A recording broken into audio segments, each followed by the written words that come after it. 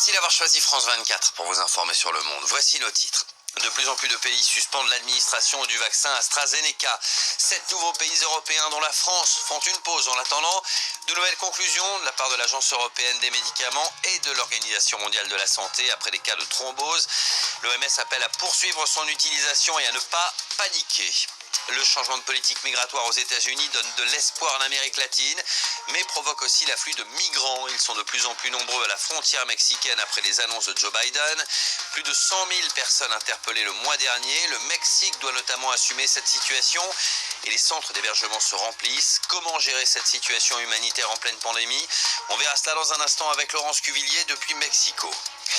Et puis après 10 ans de guerre en Syrie, nous poursuivrons notre série de reportages et d'éclairages sur ce pays, divisé, meurtri. À suivre dans nos éditions ce matin, notamment le portrait de Bachar al-Assad, que peu de personnes imaginaient en dictateur sans merci il y a encore une vingtaine d'années. À suivre également les reportages de nos envoyés spéciaux dans la région, notamment dans des camps de réfugiés en Jordanie ou au Liban, où vivent des centaines de milliers de personnes sans véritable espoir de retour dans leur pays. Voilà pour nos titres. À suivre également dans cette nouvelle heure d'info. Dans un quart d'heure, nous irons au Royaume-Uni pour assister, vous le verrez, à l'inexorable érosion des côtes anglaises. Plusieurs villages disparaissent peu à peu sous les coups des vagues qui grignotent un peu plus chaque jour les falaises. Des pans de villages entiers disparaissent dans l'est du pays. Et puis parmi les sujets du journal des sports à 6h50 ce matin, il y a bien sûr la suite de la Ligue des champions de football.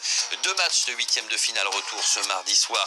Real Atalanta, Manchester City, Mönchengladbach. J'ai réussi à le dire et c'est déjà un exploit. Bienvenue, c'est Paris Direct.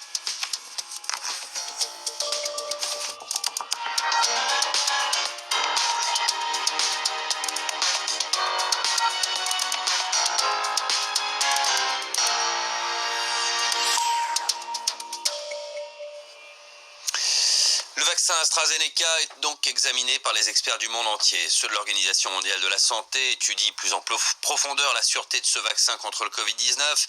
L'Agence européenne des médicaments n'a pas encore rendu de nouvel avis. En attendant, après le signalement de possibles effets secondaires dans certains cas, de nombreux pays européens suspendent leurs injections de cette solution. C'est le cas de la France. L'annonce est venue lundi d'Emmanuel Macron. S'il est loin d'être la seule solution retenue par Paris, il était bien le principal vaccin commandé par les autorités françaises. Kevin Battista.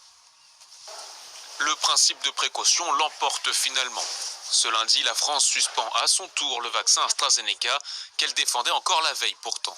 La décision qui a été prise, en conformité aussi avec notre politique européenne, c'est de suspendre par précaution la vaccination avec AstraZeneca en espérant la reprendre vite si l'avis de l'EMA le permet. L'Hexagone rejoint la liste des pays qui estiment plus prudent d'attendre des études approfondies sur les effets secondaires de ce vaccin.